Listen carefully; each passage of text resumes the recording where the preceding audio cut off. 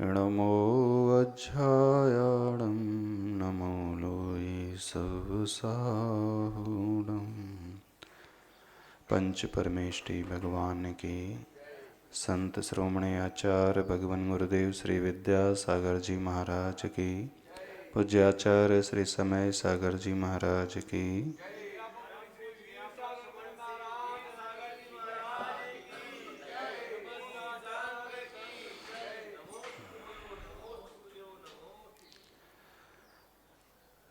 विषय रिद्धियों का चल रहा था। वे मुनिराज जो रिद्धि संपन्न होते हैं, ऐसी ऐसी रिद्धियां उन्हें प्राप्त हो जाती हैं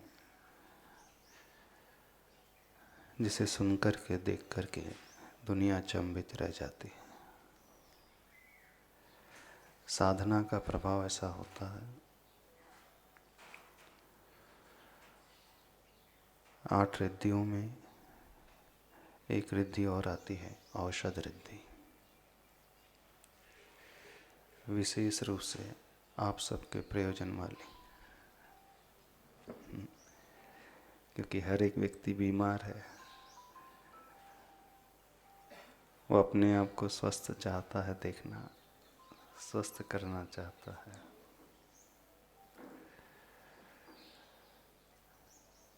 मुनिराज ऐसी रिद्धि से सहित होते हैं,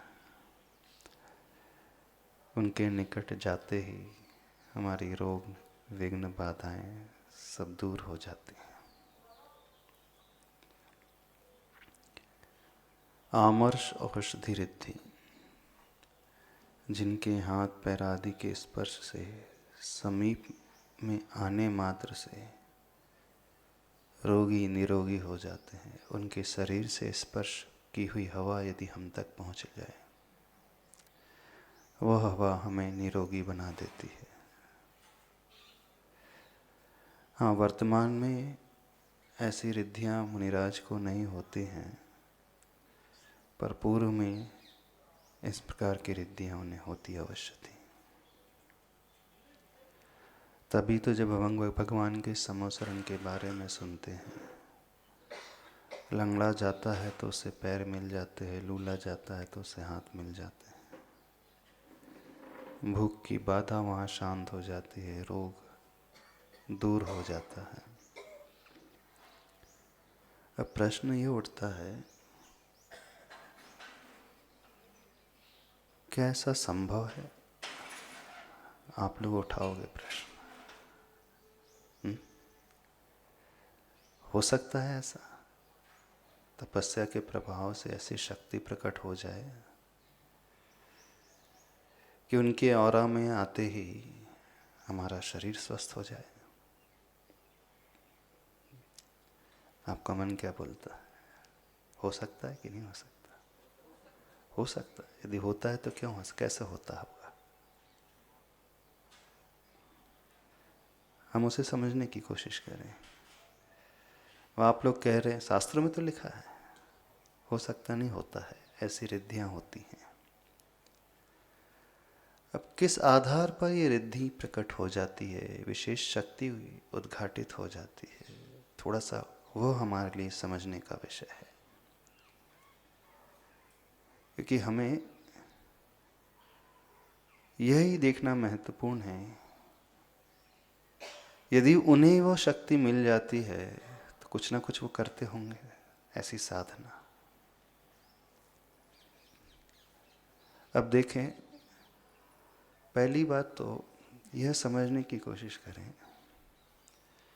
जब भी कोई बीमारी होती है, रोग होता है, तो वो ठीक कैसे होता है? आप कहोगे दवाई खाने से, ऐसी ना? मेडिसिन से हमारी बीमारी ठीक होती है, ऐसे लगता है? नहीं। मूल रूप से हमारी बॉडी का इम्यून सिस्टम जो होता है, वो हमें ठीक करता है। हमारी बॉडी में, हमारे ब्लड्स में कुछ ऐसे सेल्स होते हैं, जैसे WBC, वाइट ब्लड सेल्स, उन सेल्स से हमारी रोग प्रतिरोधक क्षमता बढ़ती है। जब भी कोई बीमारी होती है, बैक्टीरिया इसमें प्रविष्ट कर जाते हैं अथवा वायरस आ जाते हैं, तो हमारा शरीर स्वयं उन वायरस से लड़ने लगता है। जो बाहर की दवाई हैं उससे सपोर्टिंग रोल अदा करती है। स्वस्थ हमारा शरीर स्वयं ही अपने आप को बनाता है। जब कोई घाव हो जाए, खून निकलने लगे, तो ब्लड क्लॉट कैसे हो जाता है? कभी सोचा आपने? थक्का क्यों जम जाता है? क्या कोई दवाई लगाने से ब्लड क्लॉटिंग होती है? नहीं, ब्लड तो अपने आप क्लॉट हो जाता है। ब्लड क्लॉट हो गया, इसका अर्थ क्या है? जो ब्लीडिंग हो रही थी उस क्लॉटिंग ने उसे रोक दिया। अब ये प्रॉपर्टी ब्लड की अपने आप की है। ये दवाई उस ब्लड जो ब्लीडिंग को रोक नहीं रही थी, स्वयं जो आरबीसीज थे तुरंत चारों तरफ आकर के वो थक्का जमा देते हैं ताकि जो खून बह रहा था रुक जाए बहना। उसके बाद क्या होता है? शरीर में WBCs होते हैं। कोई घाव हो जाता है, कुछ समय के पश्चात वहाँ पस फॉर्मेशन होने लगता है ना, मवाद बन जाती है। वो मवाद क्या है बेसिकली? और कुछ नहीं, श्वेत रक्त कणिकाएं जो खून में रहती हैं, वो ही एक रक्षा कवच चारों तरफ उसके पैदा कर देती हैं ताकि और ज़्यादा इन्फेक्शन बाहर से ना आए। मवाद अपने आप बनती है, क्लॉटिंग अपने आप होती है। ये शरीर की अपने आप की प्रक्रिया है, कोई एक्सटर्नल मेडिसिन से ये नहीं हो रहा है। नहीं है तो जो रबर पाइप होते हैं वाटर सप्लाई की, यदि वहाँ लीकेज हो जाता तो वह क्लॉटिंग बनता है। जब वाटर सप्लाई करते हैं ना पाइप से, यदि वहाँ लीकेज होने लगे तो क्या पानी अपने आप रिकवर कर लेगा अथवा वो पाइप अपने आप क्लॉटिंग क्रिएट करेगा? नहीं करेगा। टायर पंक्चर हो जाता है गाड़ी का, तो क्या कोई इसमें इनबिल्ट सिस्टम होता है कि अपने आप ही वो सेफ्टी लेयर बना ले? नहीं होता है। एक मशीनरी है, रोबोट है, उसमें कुछ ऐसा हो जाए तो क्या कुछ कर सकता है? नहीं। ये सिर्फ शरीर की अपनी प्रक्रिया होती है, चाहे ह्यूमन बींग हो चाहे तिर्यंच हो, पशु हो। जब भी कुछ होता है शरीर में, घाव आदि, बीमारी आदि, शरीर सेल्फ क्योर मोड में अपने आप आने लगता है। थोड़ा सा लॉजिक समझें। जितने भी पशु होते हैं, देखना कभी गाय को आपने देखा होगा, बिल्ली आदि को देखा होगा, वे अपने स्किन को चाटते रहते हैं। देखा? क्यों चाटते हैं? उनके शरीर में पूरी खुजली होती रहती है और वो चाट चाट करके उसे दूर करते हैं। तो उनके सलाइवा में कुछ ऐसी मेडिसिनल प्रॉपर्टीज होती हैं जो स्किन डिजीज को ठीक करती है, और ये हर एक के सलाइवा में होती है, हर एक के थूक में होती है, लार में होती है। हमारी लार में भी जो सब प्रातःकाल उठते हैं उसमें भी कुछ औषधि गुण होते हैं। आपने सुना होगा कुछ आयुर्वेद के वैद्य बोलते हैं जिन्हें डार्क सर्कल हो जाते हैं तो अपना ही थूक लगा लो। बिल्कुल सही है, वो औषधि गुण उसमें होते हैं और वो ठीक कर लेते हैं। तो कहने का अभिप्राय, हमारे शरीर में जितना भी कुछ है सब क्योरिंग सिस्टम अपने आप मौजूद है। चाहे सलाइवा में हम देखें, चाहे कुछ इस प्रकार के एंजाइम्स का जो सिक्रीशन होता है ग्लैंड से, वो एंजाइम्स अपने आप इंटरनल जो घाव होते हैं उसे ठीक करने वाला होता है। तो हर एक की बॉडी में ये क्षमता बाय बर्थ होती है। हमें दवा नहीं ठीक करती, हमारी स्वयं की प्रॉपर्टीज जो शरीर की होती है वो ठीक करने वाली होती है। अब थोड़ा सा समझना, कुछ लोग ऐसे होता है उनका इम्यून सिस्टम बहुत वीक होता है, लेकिन कुछ ऐसे होते हैं उनका इम्यून सिस्टम बहुत मजबूत होता है, रोग प्रतिरोधक क्षमता बहुत अच्छी होती है। किन लोगों की रोग प्रतिरोधक क्षमता अच्छी होती है, बता सकते हो? और किन की रोग प्रतिरोधक क्षमता कमजोर होती है? आप कहोगे कि हमारे जिसको जैसा शरीर मिला उसके अनुसार होती है, उसमें उसका क्या है? नहीं। हाँ, हमारी रोग प्रतिरोधक क्षमता हमारी मानसिक शक्ति पर डिपेंड करती है। जितनी अच्छी विचारधारा हमारी होगी, जितने पॉजिटिव वाइब्रेशन से हम भरे रहेंगे, जितने सकारात्मक विचारधारा को हम पैदा करेंगे, जो व्यक्ति हमेशा पॉजिटिविटी के लिए होता है उसके रोग प्रतिरोधक क्षमता हमेशा अच्छी होती है। और जो व्यक्ति हमेशा निगेटिविटी के लिए होता है, बहुत ज़्यादा इधर उधर की बातों में ही उलझा हुआ रहता है, एक वर्ड आता है हिंदी में, गुंथाड़े में रहता है। क्या बोलते हैं? गुंथारा, जो भी बोलते हैं आप लोग, यानी वो अपनी दुनिया में खोए रहता है, उसको पता ही नहीं मैं क्या कर रहा हूँ। कुछ लोग होते हैं ना ऐसे, यहीं बैठे रहेंगे लेकिन कहीं और पहुँच जाएंगे। फिजिकली तो यहीं रहेंगे लेकिन मेंटली कहीं और पहुँच जाते हैं। मंदिर में भी हैं, पूजा करते रहेंगे लेकिन उनका मन कहीं और भागते रहता है। भोजन भी कर रहे हैं, कहने के लिए भोजन कर रहे हैं, और आधा घंटा निकल जाता है। कुछ ऐसे भी लोग होते हैं, टॉयलेट जाते तो दो घंटे बैठे रहते हैं। भूल ही नहीं जाते। डॉक्टर बोलते ना ओसीडी की प्रॉब्लम है। डॉक्टर क्या बोलते? ऑब्स्ट्रक्टिव कंपल्सरी डिसऑर्डर, ऐसा कुछ बोलता है उसका। सॉरी, ऑब्स्ट्रक्टिव नहीं, ऑब्सेशन कंपल्सरी डिसऑर्डर, ओसीडी। एक ऐसा डिसऑर्डर हो जाता है, ओसीडी की समस्या वाले जो पेशेंट होते हैं वो सोचते ही रहते, कहीं किसी दुनिया में बैठे रहते हैं। वो ये तर्क देते हैं कि जब तक हम 2 घंटे तक उधर ना बैठे रहे हम फ्रेश ही नहीं हो पाते। ऐसे भी कई लोग हैं, भोजन करेंगे तो भोजन करते रहेंगे।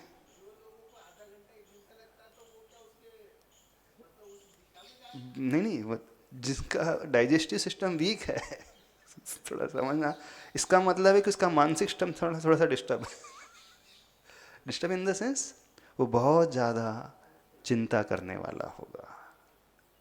आप आजमा करके देख लेना। जो हमेशा चिंता में डूबा रहता है, जो हमेशा निराशा में डूबा रहता है, अथवा जो बहुत हमेशा भयभीत रहता है, उसे ही प्रॉब्लम होती है। और यही प्रॉब्लम फिर आईबीएस के रूप में कन्वर्ट हो जाती है, इरिटेबल बाउल सिंड्रोम जिसे बोलते हैं, आंव की समस्या। अथवा आंव जानते हो कि नहीं जानते हो? हाँ, तो वो आईबीएस की समस्या जिससे हो जाती है उसका भोजन अच्छे से पचता नहीं। संस्कृत में आम का अर्थ होता है अपक्व भोजन। आम यानी कच्चा भोजन। आम से वो आंव बना है, यानी भोजन पचा नहीं, पका नहीं, और एज इट इज़ वो निकल जाता है। तो एक रोग कहलाता है आम का रोग अथवा आम रोग। आम से मतलब मैंगो नहीं लेना, संस्कृत में आम का अर्थ होता है अपक्व। संस्कृत में नामानि योति सोयम सचित विरतो दया मूर्ति।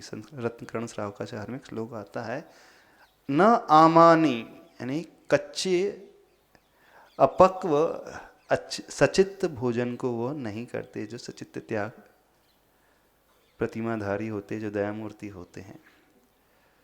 तो आंव की समस्या, आईबीएस की समस्या, इंडाइजेशन की समस्या उन्हें होती है प्रायः जिन्हें मानसिक समस्या, अर्थात जो बहुत निराशा में डूबा रहता है, जो डर की भावना से परेशान रहता है, जो हमेशा टेंशन ही लेकर के रहता है, जो हमेशा इनडिसाइसिव रहता है, निर्णय नहीं ले पाता, ये करूं कि नहीं करूं। कभी लगता है ये कर लूं, कभी लगता है नहीं करूं, कभी लगता है इसमें सफलता मिल जाएगी, कभी लगता है नहीं मिलेगी। उसमें निर्णय लेने की क्षमता ही नहीं रहती। वो बीच में ही पेंडुलम की भांति लटकता रहता है। झूलता रहता है।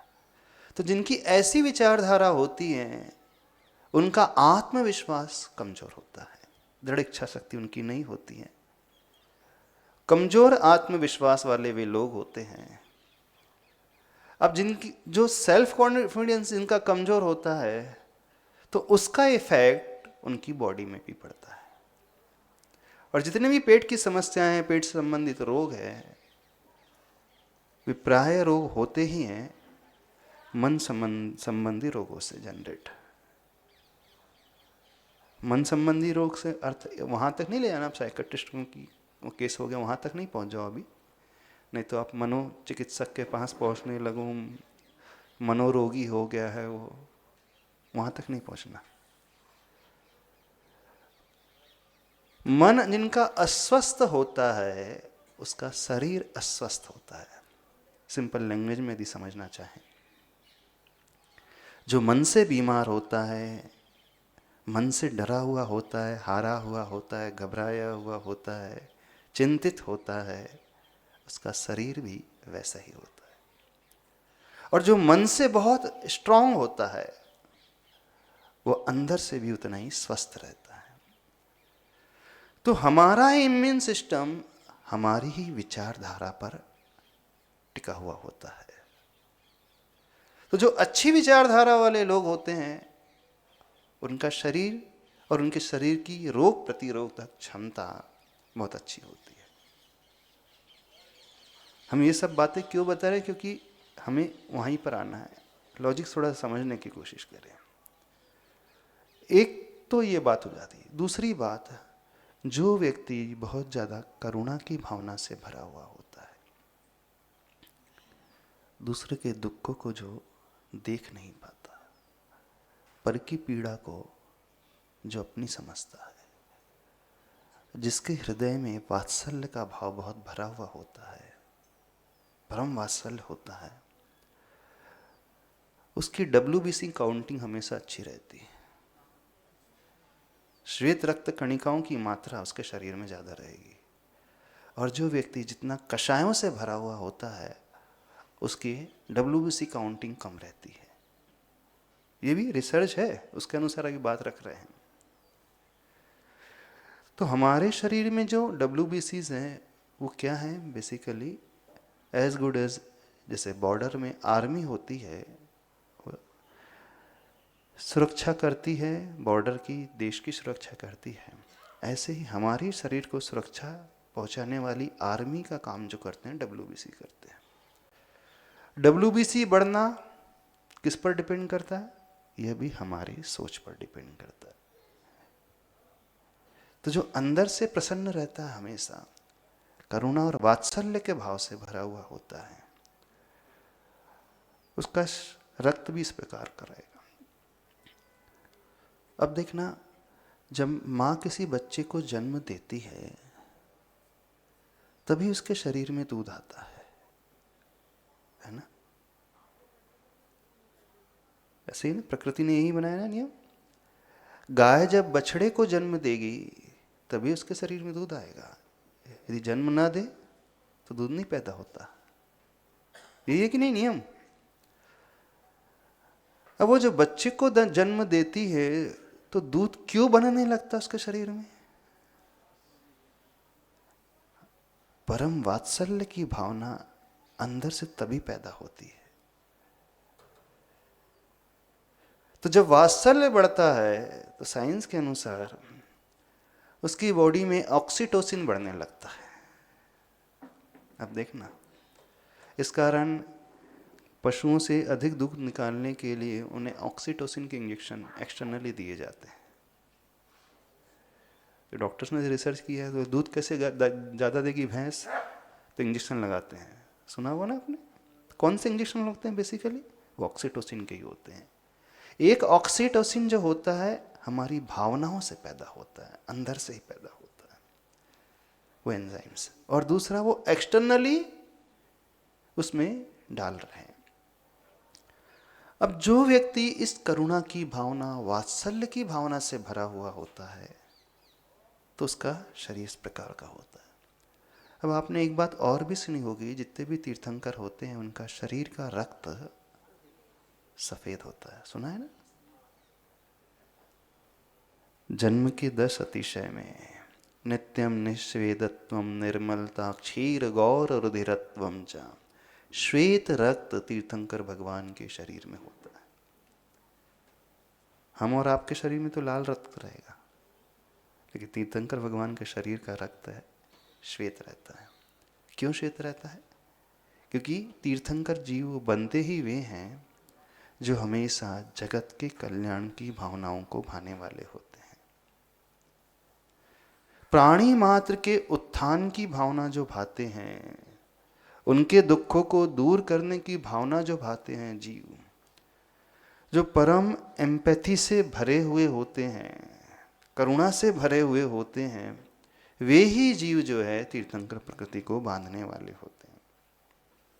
अब समझना, तो उन्होंने ऐसा भाव शुरू से किया है, पूर्व भाव से भाया है अथवा उसी भाव से भाया है, तो उनको शरीर जो मिलता है करुणामय शरीर और श्वेत रक्त वाला शरीर मिलता है। अब देखना, अब जो जीव ऐसी भावनाओं से भरा हुआ होता है उसका ऑरा जो होता है, आभा मंडल जो होता है, उतना ही क्रिस्टल क्लियर होता है, शुद्ध होता है, सुंदर होता है, सफेद सा, जैसे सूर्य निकलता है किरणें आदि फैलती उस प्रकार का। अब उस ऑरा के रेंज में जो आ जाएगा तो उसका संप्रेषण उस व्यक्ति पर पड़ने लगता। बात समझ में आ रही? कुछ नहीं समझ में आ रही? तो जितने भी तीर्थंकर होते हैं अथवा रिद्धिधारी मुनिराज होते हैं, उनकी एक विशेषता होती है, वे हमेशा परम करुणा से भरे हुए होते हैं। वे दूसरे के दुख को अपना दुख समझने वाले होते हैं। मूल रूप से मैत्री और करुणा की भावना उनकी आत्मा के प्रदेश में रग रग में समाहित होती है। तो जो ऐसा व्यक्ति होता है, हम उसके निकट पहुंचते नहीं, निकट भी पहुंच जाते हैं तो उनके स्वभाव का असर हम पर पड़ने लगता है। आप लोगों ने महसूस भी किया होगा, जब आचार्य भगवान के पास आप दर्शन करने आते थे, कोई व्यक्ति कुछ सोच करके आता था कि मुझे ये कहना है, वो कहना है, हाँ? पर वहाँ आकर के सब भूल जाता था।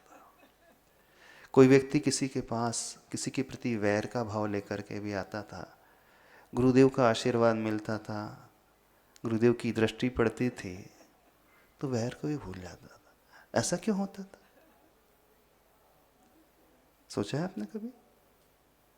ये उनके ऑरा का प्रभाव, जो जिसकी अर्थात जिसकी साधना जितनी उच्च कोटि की होती है, जो जितना निर्लिप्त होता है, अनासक्त होता है, और जो करुणा और वात्सल्य के भाव से भरा हुआ होता है, उसका ऑरा उतना ही पावरफुल होता है। तो उस ऑरे में आते ही हमारे भी भाव जो हैं उसी प्रकार के होने लगते हैं। हमारी क्रूरता भी कम होने लगेगी, कषाय भी घटने लगेगी, स्वतः ही अच्छे भाव पैदा होने लगेंगे। तो ये अंतर उनकी तपस्या का, उनकी साधना का दूसरों पर पड़ता है। बात समझ में आ रही? अब जितने ही रिद्धिधारी मुनि महाराज है, जो कि वर्णन यहाँ औषध रिद्धिधारी मुनिराज का चल रहा है, अब ये औषध रिद्धिधारी मुनिराज ऐसे मुनिराज होते हैं, ये हमेशा उस प्रमोद, करुणा और मैत्री की भावना से भरे हुए होते हैं। उनके परिणाम हमेशा बड़े निर्मल होते हैं। वे हमेशा जगत कल्याण की भावनाओं को भाने वाले होते हैं। इसलिए जहाँ जहाँ वे जाते हैं, अपने आप जो मारी आदि हैं, महामारी जो होती हैं, वे सब शांत होने लगती हैं। सुभिक्ष अपने आप फैलने लगता है। आप लोगों ने ये भी पढ़ा होगा कि मुनि महाराज ऐसे रिद्धिधारी अथवा तीर्थंकर भगवान का जहाँ विहार होता है, षड ऋतु के फल अपने आप आ जाते हैं। एक अतिशय ये भी आता है, 6 ऋतु के फल उन वृक्षों में फलने लगते हैं, मंद मंद हवा चलने लगती है, सुगंधित पवन बहने लगता है, गंधोदक की वृष्टि होने लगती है, पृथ्वी एकदम निर्मल हो जाती है, आकाश जो है बादलों से रहित हो जाता है। तीर्थंकर भगवान के जो अतिशय में है, ये सिर्फ और सिर्फ अतिशय जो हो रहा है उनके उस साधना के प्रभाव से होता है। ये चारों तरफ का जो क्लाइमेट है, एनवायरनमेंट इतना सुंदर हो जाता है, किसी प्रकार का दुख दर्द वहां पर नहीं होता। तो ये क्यों हो रहा है? क्योंकि उनके परिणाम इतने अच्छे हैं। उनके परिणाम का लाभ उन्हें भी होता है और उनके परिणाम का लाभ चारों ओर भी होता है। जितना उनका लंबा चौड़ा ऑरा होता है उतना होता है। तो भगवान तीर्थंकर का जब विहार होता था तो 100-100 योजन तक सुभिक्षता आ जाती है चारों ही दिशाओं में। जहां वो जाएंगे सब कुछ मंगल मंगल हो जाएगा। ठीक है, अभी वर्तमान में हमने तीर्थंकर को अथवा उन रिद्धिधारी मुनिराज को तो नहीं देखा है, लेकिन ये प्रभाव कुछ हद तक तो आचार्य भगवान को भी देखा है कि नहीं? आप सबने देखा होगा, जहाँ आचार्य भगवान का विहार होता था वहाँ गरीबी अपने आप दूर हो जाती थी। जिनका व्यापार नहीं चलता था व्यापार चलने लगता है। क्षेत्र में चतुर्मास हो जाए, जंगल में चतुर्मास हो जाए, दूध वाले की चांदी, सब्जी वालों की चांदी, फल वालों की चांदी, होटल वालों की चांदी, ऑटो रिक्शा वालों की चांदी हो जाता कि नहीं? क्या ये अच्छा से बोलते थे करने को? ये अच्छा से कहते थे कि आपको दूध वहाँ से खरीदना है, उस सब्जी वाले से सब्जी खरीदना है, उस होटल में रुकना है? नहीं, कहने की जरूरत ही नहीं होती है। उनके प्रभाव से चारों ही दिशाओं से श्रावक लोग अपने आप आने लगते हैं, और जहां यात्रियों का आवागमन शुरू हो गया तो मार्केट अपने आप बढ़ने लगता है। अब कहा नहीं उन्होंने, लोगों का बिजनेस बढ़ने लगा तो खुशहाली आने लगी कि नहीं? ये असर किसका हुआ बताओ, किसके द्वारा हुआ? अच्छा श्री, अब उन्होंने कहा किसी से नहीं। अब क्यों हुआ? कारण क्या उसका? चूंकि उनकी साधना इतनी अच्छी थी, उनके दर्शन करने के लिए सारी दुनिया लालायित रहती थी। तो खोज करके, ढूंढ करके दूर दूर से आते थे और गाड़ियों का रेला जैसा लगा रहता था। तो ये तो वर्तमान में हमने भी देखा, आप सबने देखा है। जब ऋषि ऐसे रिद्धि संपन्न नहीं होते तब ये प्रभाव है। तो जहां रिद्धियां प्रकट हो जाती हैं तो कैसा प्रभाव रहेगा? तो प्रभाव वातावरण में भी होता है और प्रभाव उस रेंज में आने वाले लोगों के ऊपर भी होता है।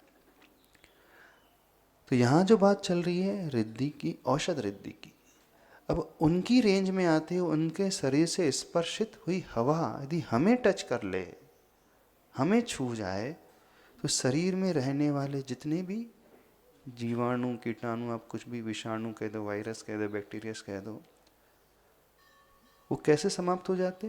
क्योंकि अब हमारा भाव अच्छा होने लगता है। हमारे अच्छे भाव होने से हमारे शरीर की WBC काउंटिंग बढ़ने लगती है, रोग प्रतिरोधक क्षमता बढ़ने लगती है। तो वह रोग प्रतिरोधक क्षमता जो है शरीर को स्वस्थ बनाती है। लॉजिक समझ में आ रहा? नहीं? कई लोग ये प्रश्न करते हैं कि उनकी तपस्या से रोगी निरोगी कैसे हो जाता है? वो इस प्रकार से हो जाता है, ये प्रभाव ऐसा देखा जाता है। तो एक रिद्धि होती है आमर्ष औषधि रिद्धि, अर्थात आमर्ष का अर्थ होता है स्पर्श करना, शरीर को स्पर्श करना करके जो हवा आती है तो उससे हम निरोगी हो जाते हैं। दूसरी औषधि रिद्धि होती है छ्वेल औषधि रिद्धि। छ्वेल का अर्थ होता है थूक, लार, कफ आदि। जिनका कफ, जिनकी लार, जिनका थूक, वह भी औषधि का काम करता। ये तो प्रत्यक्ष में देखने में आता है। जितने भी पशु हैं वे अपने शरीर के रोगों को, चमड़ी के रोगों को लार से ही ठीक करते हैं। ये उनके पास गॉड गिफ्ट है। सबके पास रहती है, किसी के पास अधिक मात्रा में क्षमता होती, किसी के पास कम मात्रा में होती, लेकिन सबके पास होती है। इस कारण आयुर्वेद कहता है कि प्रातः काल उठ करके आप लोग जो लार बाहर निकाल देते हो, कब बाहर निकाल देते हो, बाहर नहीं निकालना चाहिए। बल्कि धीरे धीरे थोड़ा थोड़ा पानी पीना चाहिए ताकि वो आपके बॉडी में अंदर चले जाए, स्टमक में चले जाए, तो आप स्वस्थ रहेंगे। हाँ बिल्कुल। सबसे पहले लोग कुल्ला करते हैं ना सवेरे उठ के ही। क्यों डॉक्टर पारस जी, ऐसी है ना? करना चाहिए कि नहीं? नहीं करना चाहिए। वो औषधि गुण जो हैं वो आप बाहर निकल लेते हो, क्योंकि रात भर का जो जमा हुआ होता है, भले ही आपको लगता है कि उसमें से दुर्गंध आ रही है, सही नहीं है, पर उसमें बहुत सारी मेडिसिनल प्रॉपर्टीज होती हैं। विशेषकर जो स्किन संबंधी डिजीज होती हैं उसमें वो बहुत ज़्यादा बेनिफिशियल होती हैं। तो प्राय लोग उसे ही अलग कर देते, जबकि वह धीरे धीरे अंदर जाना चाहिए। विज्ञान ये भी कहता है जीभ पर लगी चोट सबसे जल्दी ठीक होती है। सुना है आपने? एक चोट यदि हमें हाथ में लग जाए, पैर में लग जाए, ठीक नहीं होगी।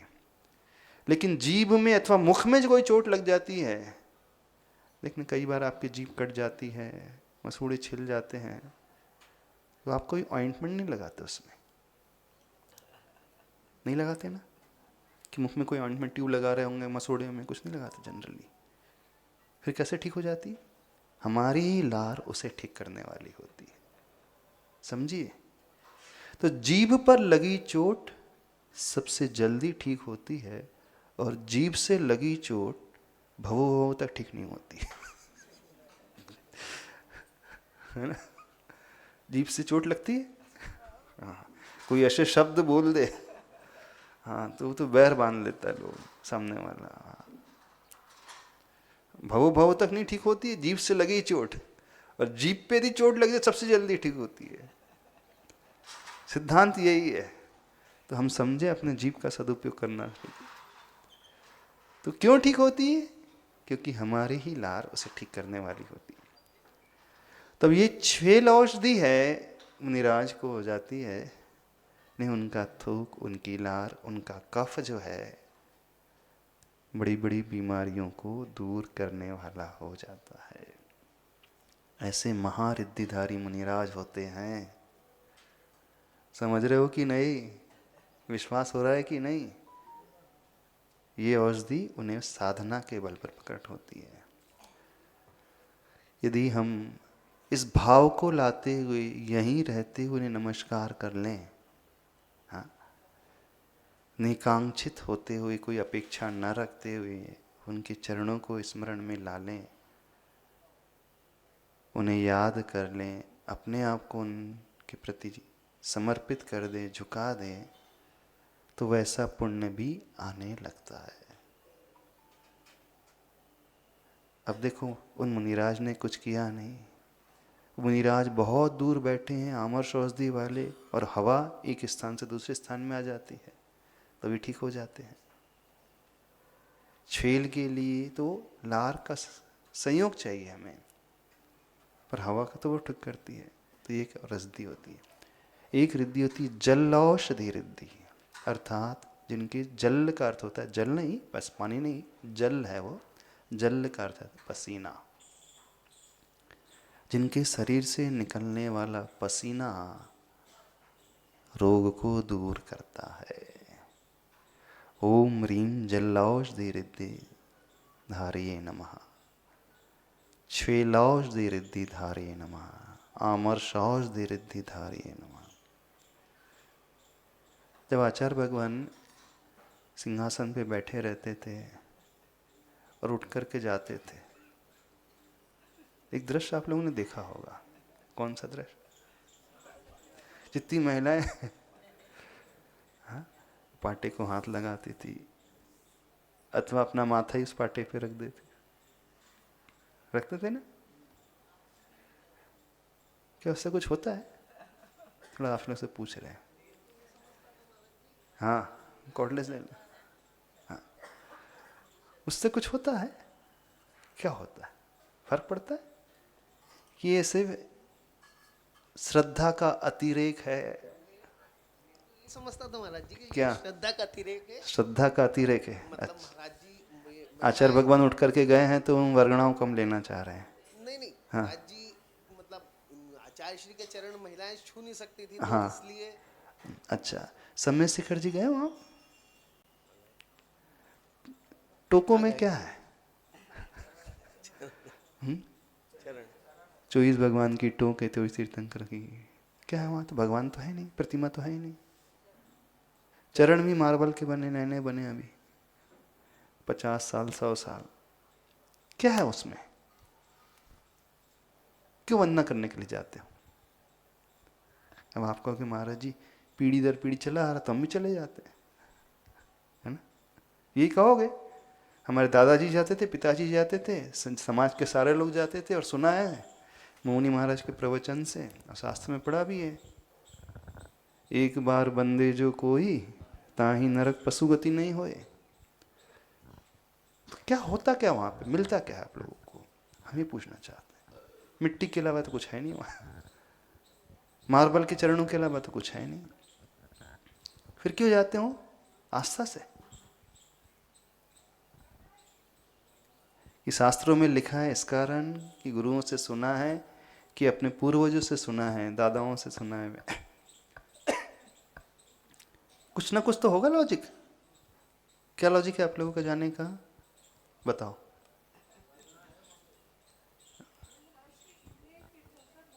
मोक्ष गए हैं तो वहां भी तो है क्या? कुछ भी तो नहीं XYZ। कुछ प्रभाव होगा तो उसको माथा टेकने से हो क्या रहा? हमें क्या मिल रहा? वो तो करोड़ों साल पहले, हजारों साल, लाखों साल पहले चले गए। अभी तो है नहीं वो तीर्थंकर वहां। अब रीजन, हम सिर्फ रीजन जानना चाहते हैं। आप सुन करके जा रहे हो कि नहीं? अब सुनो। वे महापुरुष जहां बैठे रहते हैं, भले ही भी उठ करके चले जाएं, जिस क्षेत्र को उन्होंने स्पर्श किया है, जिस क्षेत्र पे उनके चरण पड़े हैं, वो माटी आज भी उतनी ज्यादा एनर्जेटिक बनी रहती है। उन निषिदिकाओं की वंदना की जाती है, अर्थात वो स्थान भी पूज्य हो जाता है जिन स्थानों पर रह करके तीर्थंकरों ने साधना की है, मोक्ष को पाया है। भले ही वे चले गए, लाखों वर्ष पूर्व चले गए, हजारों वर्ष हो गए, पर आज भी उस एनवायरनमेंट में वहाँ की जो एनर्जी है बहुत ज़्यादा है। नहीं, स्पर्श की हुई वो भूमि, स्पर्श की हुई माटी, मात्र जो अपर सरफेस है वो ही नहीं, उसके नीचे बहुत लंबा चौड़ा स्थान है, और वो भूमि तो शाश्वत सिद्ध भूमि है, शाश्वत तीर्थ क्षेत्र है। अनंतानंद तीर्थंकर वहाँ से सिद्ध गए हैं, तो वहाँ की एनर्जी तो हमेशा बढ़ती ही रहती है, बढ़ती ही रहती है।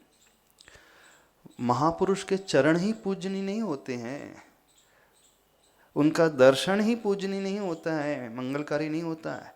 जिस स्थान पे वे रहे हैं वह स्थान भी उस एनर्जी से भरा हुआ हो जाता है। तो उस एनर्जी को लेने के लिए हम जाते हैं, उस वर्गणा को लेने के लिए हम जाते हैं। बात समझना, वो मिथ्या नहीं है, दकियानुसी नहीं है। भले ही आप सुन करके जा रहे हो अपने दादाओं से, पिता से, समाज के वरिष्ठ से, बुजुर्गों से, अथवा शास्त्रों में पढ़ लिया हो, अथवा किसी और के मुख से, गुरु के मुख से सुन लिया होगा, पर वो पूजनीय क्यों होता है? क्योंकि वो ऊर्जा आज भी है, वो हमेशा रहेगी, वो ऊर्जा कभी समाप्त नहीं हो जाती है। वो व्यक्ति भले ही चले जाए लेकिन वो ऊर्जा नहीं रहती है। तो जो जितनी अच्छी विचारधारा वाला व्यक्ति होता है उसकी ऊर्जा उतनी ही पावरफुल होती है। किसको?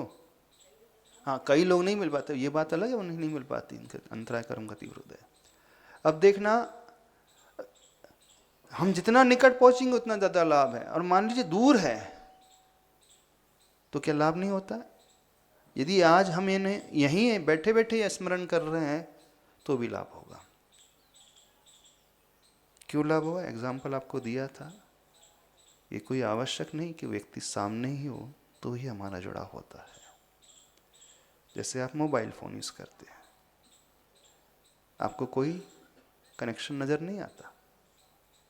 आता है नजर? नंबर डायल किया, तुरंत वॉशिंगटन में बैठा हो उठा लेगा वो। घंटे लगते, मिनट्स लगते, सेकंड्स में कनेक्शन जुड़ जाता है। इतनी दूरी होने पर भी, हजारों किलोमीटर की दूरी होने पर भी आप उससे अच्छे से बात भी कर लेते हैं। जब वर्तमान में इतना हो सकता होता है तो उन महापुरुषों से हम जब इस मंत्र को पढ़ कर के और अंदर से हृदय से भाव उस लाकर के स्मरण करते हैं तो हमारा कनेक्शन उनसे थोड़ा जुड़ जाता है, और कनेक्शन जुड़ेगा तो लाभ भी अवश्य होगा। कुछ समझ रहे हो नहीं? तो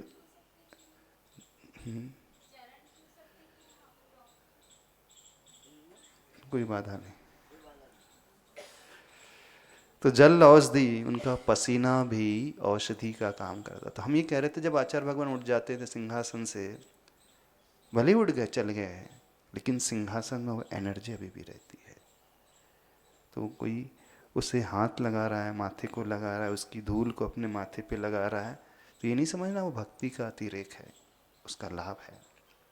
क्योंकि मात्र प्रभु की प्रतिमा ही पूजनी नहीं होती है, उनकी निषिद्धिका भी पूजनी होती है। निषिद्धिका वो कहलाती है जिस स्थान पे रह कर के उन्होंने साधना की है, जिस स्थान में वे अधिक समय तक रुके रहते हैं, वो स्थान भी एनर्जेटिक बना रहता है।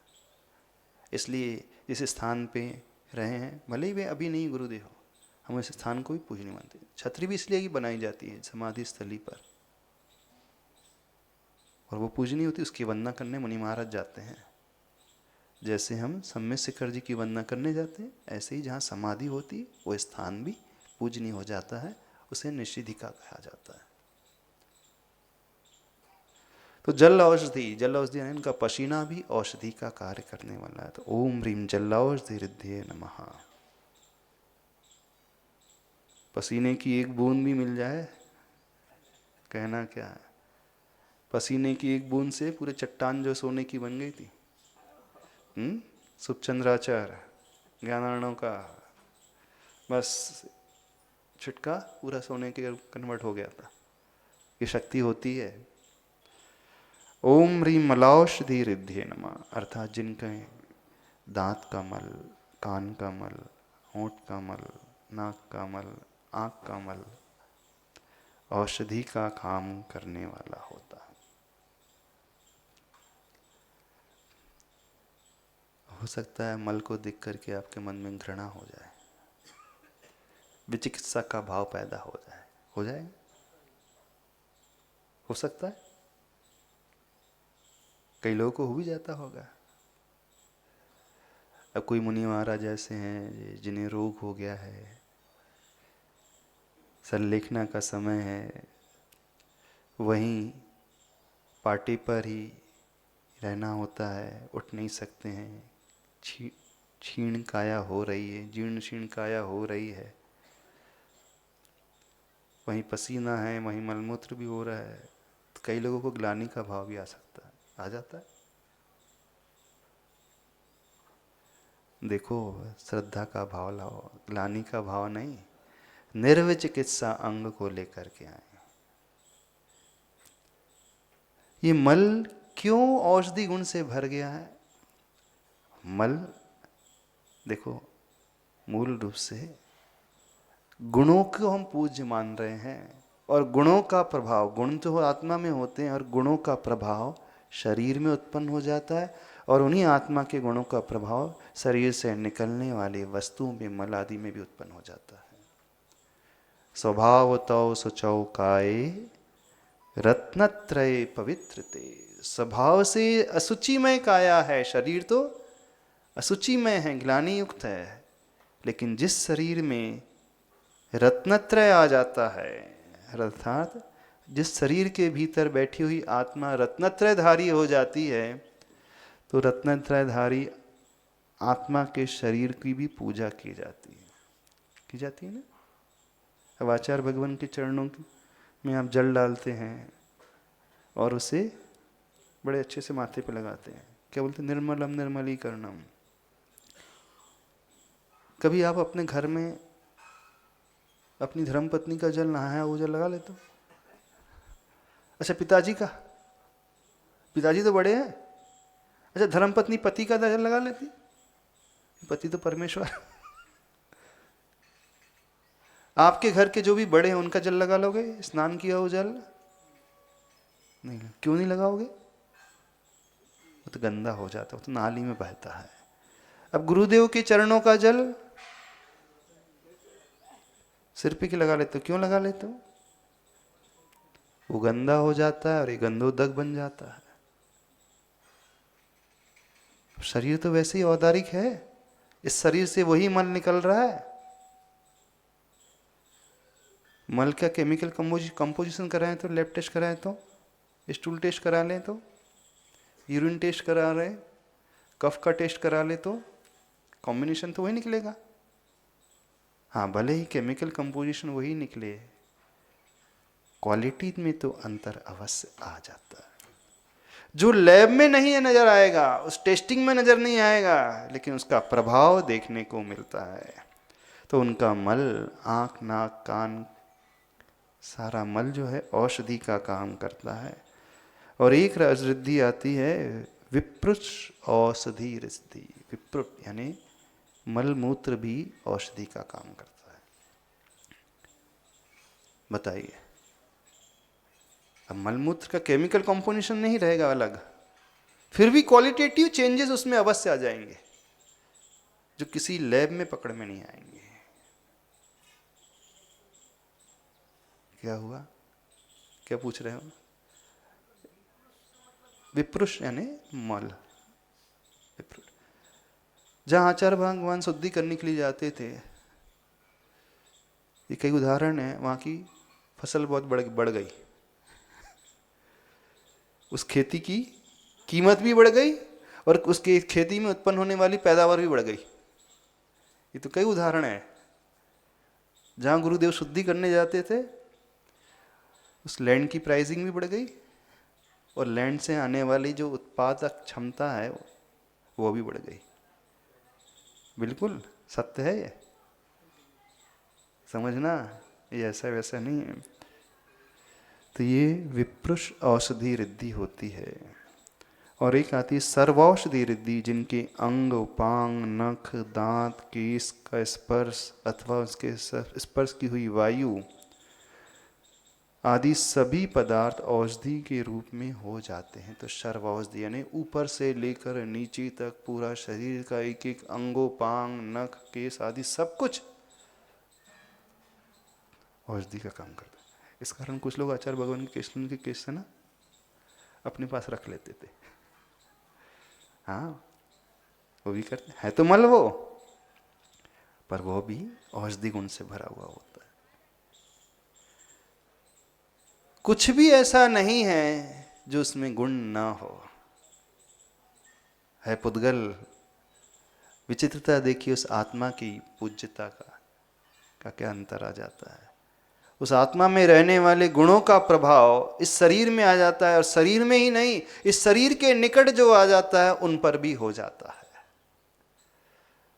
तो अपने आप को स्वस्थ बनाने के लिए इन रिद्धि संपन्न मुनिराज को स्मरण किया करें। क्योंकि हर भी व्यक्ति आज बीमार है, कोई स्वस्थ नहीं है, कोई भी स्वस्थ नहीं है। तो इसका अर्थ है नहीं दवा ना ले हम डॉक्टर के पास जा करके, लेकिन श्रद्धा से इन मुनिराज की जाप दे तो बहुत अंतर आएगा। एक आती है 7वीं रिद्धि आती है वचन निर्विष रिद्धि। उन मुनिराज के मुख से निकलने आए कि हाँ जाओ, ठीक हो जाओगे, ठीक हो जाओगे। विष भी चढ़ा हो सर्प का, हाँ निर्विष हो जाओ, हो जाएंगे निर्विष वो। उनके मुख से जो निकल जाएगा कि आपकी बीमारी ठीक हो जाए तो हो जाएगी ठीक। रिद्धि है वचन निर्विष रिद्धि। और 9वीं रिद्धि है, 8वीं रिद्धि दृष्टि निर्विष रिद्धि। उनकी दृष्टि पड़ जाए तो भी रोग का हरण हो जाता है। वे देख भी लें, हाँ आशीर्वाद ना भी दे, सिर्फ देख ले, हमसे बोले भी ना। होता है ना, जब आचार्य भगवान देख लेते थे तो कैसे लगता था। एक दृष्टि बस पड़ जाए और कुछ नहीं चाहिए। लोग तरसते थे गुरुदेव की दृष्टि को पाने के लिए। इस कारण आचार्य भगवान बैठे तो 10-10 बार नमोस्तु करते थे। क्यों? क्योंकि वो तो लोभी रहता है, लालची रहता है। हाँ, प्रभाव तो होता है, दृष्टि का बहुत बड़ा प्रभाव होता है। क्योंकि एक ऐसा सर्प होता है जो दृष्टि विष सर्प से होता है ना, वो सर्प देख ले तो जहर चढ़ जाता है, उसकी आंखों से वो विष निकलता है। ऐसा ऐसी तरंगे निकलती है उस हवा में, अथवा उसकी श्वास में वो जहर समाहित रहता है। वो हवा हम तक आ जाए तो सर चढ़ विष चढ़ जाता है, और गुरु के मुख से वचन निकल जाए तो विष दूर हो जाता है, निर्विष हो जाता है। उनकी दृष्टि हम पर पड़ जाए तो कनेक्शन एकदम जुड़ जाता है। तो ऐसी 8 प्रकार की औषध रिद्धि होती हैं। ये रिद्धिधारी मुनिराज आज भी वर्तमान में ढाई द्वीप में हैं।